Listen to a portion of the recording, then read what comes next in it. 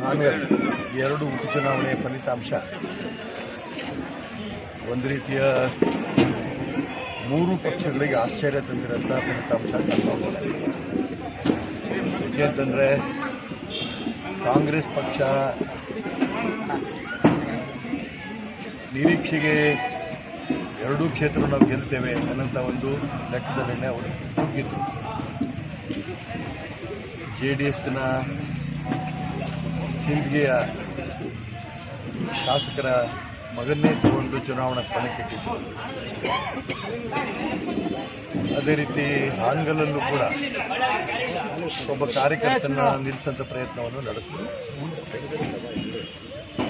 JDSನವರು ಅಲ್ಪಸಂಖ್ಯಾತರನ್ನ ನಿಲ್ಲಿಸಿ ನಾವು ಜಾತ್ಯತೀತ ವ್ಯವಸ್ಥೆಯಲ್ಲಿರೋರು ಅಂತ ತೋರಿಸುವಂಥ ಪ್ರಯತ್ನ ಅವರು ನಡೆಸಿದ್ರು. ನಾವು ಕೂಡ ಭಾರತೀಯ ಜನತಾ ಪಾರ್ಟಿ ಒಂದು ಗೆದ್ದಿದ್ದೀವಿ, ಒಂದು ಕಳ್ಕೊಂಡ ಅಂತ ಸ್ಥಿತಿ ಬಂದಿದೆ ಅನ್ನೋದು ಈಗಿನ ಫಲಿತಾಂಶ ನೀವು ಹೇಳ್ತಾ ಇದ್ದೀವಿ. ನಾನು ಪೂಜೆದಿದ್ದೀನಿ, ನನಗೆ ಕರೆಕ್ಟಾಗಿ ಗೊತ್ತಿಲ್ಲ. ಸಿಂದಗಿ ಕ್ಷೇತ್ರವನ್ನು ಅತಿ ಹೆಚ್ಚು ಅಂತರದಲ್ಲಿ ನಾವು ಗೆಲ್ತಾ ಇದ್ದೀವಿ, ಹಾನಗಲ್ಲಲ್ಲಿ ನಾವು ಸೋಲ್ತಾ ಇದ್ದೀವಿ ಅನ್ನೋ ಅಂಶವನ್ನು ತಪ್ಪಿದ್ರೆ ನಿಮ್ಮ ಮುಖಾಂತರ ಕೇಳಿದ್ರೆ ನಾನು ನೋಡಿದ್ದೀನಿ.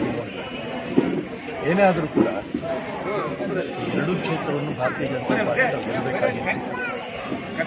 ರಾಜ್ಯದ ಮುಖ್ಯಮಂತ್ರಿಯಾದ ಬಸವರಾಜ ಬೊಮ್ಮಾಯಿ ನೇತೃತ್ವದಲ್ಲಿ ನಡೆದಂಥ ಮೊದಲನೇ ಚುನಾವಣೆ, ವಿಶೇಷವಾಗಿ ಹಾನಗಲ್ ಹಾವೇರಿ ಜಿಲ್ಲೆದು ಮುಖ್ಯಮಂತ್ರಿಗಳದ್ದೇ ಕ್ಷೇತ್ರದ್ದು.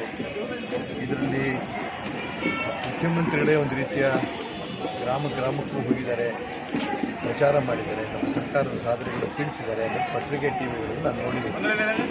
ನಾನು ಹೋದಂಥ ಸಂದರ್ಭದಲ್ಲಿ ಹಾನಗಲ್ ಮತ್ತು ಸಿಂದಗಿ ಎರಡೂ ಕ್ಷೇತ್ರದಲ್ಲೂ ಕೂಡ ಭಾರತೀಯ ಜನತಾ ಪಾರ್ಟಿ ನಾವು ಗೆಲ್ತೀವಿ ಅನ್ನೋಂಥ ವಿಷಯವನ್ನು ನಾವು ಗೆದ್ವಿ. ಆದರೆ ಸಿಂದಗಿನಲ್ಲಿ ನಿರೀಕ್ಷೆಗೆ ಮೀರಿ ನಮಗೆ ಬಹುಮತ ಬರ್ತಾ ಇದೆ.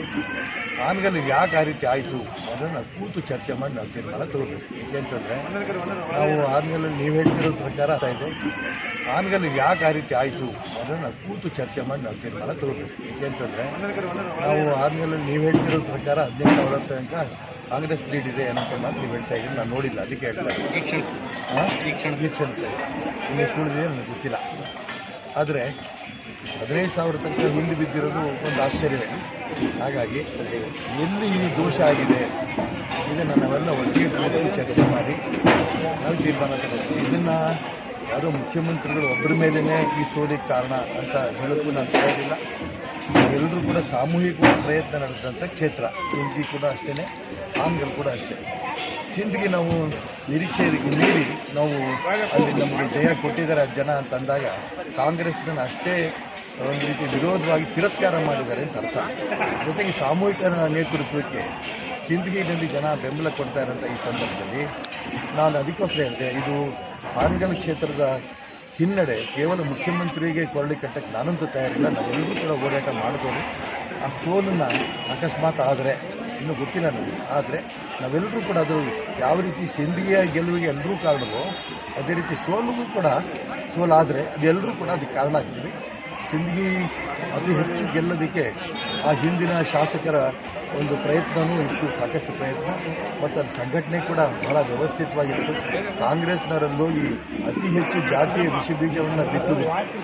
ಎಲ್ಲ ಹಳ್ಳಿಗಳಲ್ಲಿ ಹೋಗಿ ಜಾತಿ ವಿಷಬೀಜವನ್ನು ಬಿತ್ತಿದ್ರು ಕೂಡ.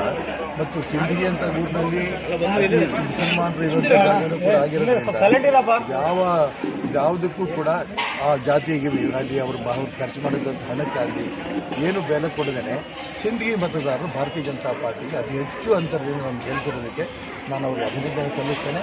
ಮತ್ತು ಬರುವಂಥ ದಿನ ಅಲ್ಲಿ ಹೆಚ್ಚು ಅಭಿವೃದ್ಧಿನೂ ಮಾಡ್ತೇವೆ. ಹಾನಗಲ್ಲಲ್ಲಿ ನಾನು ಹೇಳಿದಾಗ ಸೋಲಿಗೆ ಕೇವಲ ಮುಖ್ಯಮಂತ್ರಿಗೆ ಜವಾಬ್ದಾರಿ ಹೊಲಿಸೋದು ಸೂಕ್ತ ಅಲ್ಲ. ನಾವೆಲ್ಲರೂ ಒಟ್ಟಿಗೆ ಹೋರಾಟ ಮಾಡಿದ್ದೀವಿ. ಈ ಸೋಲಿಗೆ ನಾವೆಲ್ಲರೂ ಕಾರಣ ಅಂತ ಅಂಶವನ್ನು ನಾನು ಕೂಡ ಒಪ್ಪಿಕೊಳ್ತೇನೆ. ಆ ಸೋಲು ಯಾಕಾಯಿತು ಅನ್ನೋದ್ರ ಬಗ್ಗೆ ನಾವು ಚರ್ಚೆ ಕೂಡ ಖಂಡಿತ ಮಾಡ್ತೇವೆ. ಉಪಚುನಾವಣೆ, ಸಾರ್ವತ್ರಿಕ ಚುನಾವಣೆಗೆ ದಿಕ್ಸೂಚಿ ಅಂದರೆ ಮೊನ್ನೆ 15-16 ಉಪಚುನಾವಣೆಗಳಾಯ್ತು. ಕಾಂಗ್ರೆಸ್ನ ಹುಡುಕ್ಬೇಕಾಯ್ತು ಅಂತ ಗೆದ್ದರು, ಅತಿ ಹೆಚ್ಚು BJP ಗೆದ್ದರು. ಹಾಗಾಗಿ ಉಪಚುನಾವಣೆಯಲ್ಲಿ ಗೆದ್ದಿದ್ವಿ ಅಂತ ತಕ್ಷಣ ಮುಂದಿನ ವಿಧಾನಸಭೆ ಚುನಾವಣೆಗೆ ಇದು ದಿಕ್ಸೂಚಿ ಅಂತ ಕಾಂಗ್ರೆಸ್ನವ್ರು ಕರೀತಾರಾ? ಇಲ್ಲೇನೋ 2ರಲ್ಲಿ 1 ಗೆದ್ದರು, 2 ಗೆದ್ದಿಲ್ಲ. ಹಾಗಾಗಿ ಈ ಚುನಾವಣೆಯಲ್ಲಿ ದಿಕ್ಸೂಚಿ ಅಂತ ಅವ್ರು ಹೇಳಿದ್ರೆ ಹಾಗಾದರೆ ಹಿಂದಿನ ಚುನಾವಣೆಯಲ್ಲಿ ಅಷ್ಟೂ ನಾವು ಗೆದ್ದಿದ್ದೇವೆ, ಹಿಂದಿಗೂ ನಾವು ಗೆದ್ದಿದ್ದೇವೆ. ದಿಕ್ಸೂಚಿ ಪ್ರಕಾರ ಭಾರತೀಯ ಜನತಾ ಪಾರ್ಟಿ ಹೆಚ್ಚಿನ ಸ್ಥಾನ ತಗೊಳುತ್ತೆ ಅನ್ನೋಂಥ ಅಂಶ ಕಾಂಗ್ರೆಸ್ನವರಿಗೆ ಅರ್ಥ ಮಾಡ್ಕೋಬೇಕು.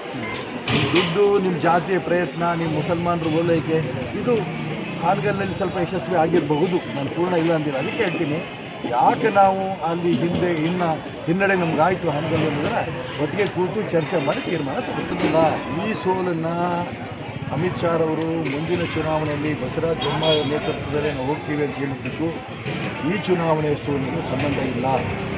ಈ ಚುನಾವಣೆ ಸೋಲೆ. ನಾನು ಈ ಚುನಾವಣೆ ಬಗ್ಗೆ ನಾನು ಹಿಂದೆ ಮುಂದೆ ನೋಡೋಲ್ಲ. ಅದಕ್ಕೆ ಮತ್ತೆ ಹೇಳ್ತಾ ಇಲ್ಲ, ಕೇವಲ ಬಸವರಾಜ ಬೊಮ್ಮಾಯಿ ತಲೆಗೆ ಈ ಸೋಲನ್ನು ಕಟ್ಟೋದಕ್ಕೆ ನಾವು ಯಾರೂ ತಯಾರಿಲ್ಲ. ಏನು ಯಾವ ರೂಪದಲ್ಲಿ ವಿಫಲರಾದ್ವಿ, ಯಾಕೆ ಹಿನ್ನಡೆ ಆಯಿತು ಅನ್ನೋದನ್ನು ಕೂತು ಚರ್ಚೆ ಮಾಡಿ ಎಲ್ಲಿ ತಪ್ಪಾಗಿದೆ ಅಂತ ತಿದ್ದುಕೊಂಡು ಮುಂದಿನ ಚುನಾವಣೆಯಲ್ಲಿ ಗೆದ್ದು ಭಾರತೀಯ ಜನತಾ ಪಾರ್ಟಿ ಪೂರ್ಣ ಬಹುಮತವನ್ನು ರಾಜ್ಯದಲ್ಲಿ ತರ್ತೇವೆ. ಜೊತೆಗೆ ಅಲ್ಲಿಂದ 1 ವರ್ಷದ ಲೋಕಸಭೆ ಚುನಾವಣೆ ಆಗುತ್ತೆ. ಮತ್ತೆ ಲೋಕಸಭೆಯಲ್ಲೂ ಕೂಡ ನರೇಂದ್ರ ಮೋದಿ ಪ್ರಧಾನಮಂತ್ರಿ ಕರ್ನಾಟಕ ರಾಜ್ಯದಲ್ಲಿ ಅತಿ ಹೆಚ್ಚು ಲೋಕಸಭಾ ಸ್ಥಾನವನ್ನು ಗೆಲ್ಲಬೇಕು, ಯಶಸ್ವಿ ಆಗ್ತದೆ ಅನ್ನೋ ನಂಬಿಕೆ ನನಗಿದೆ.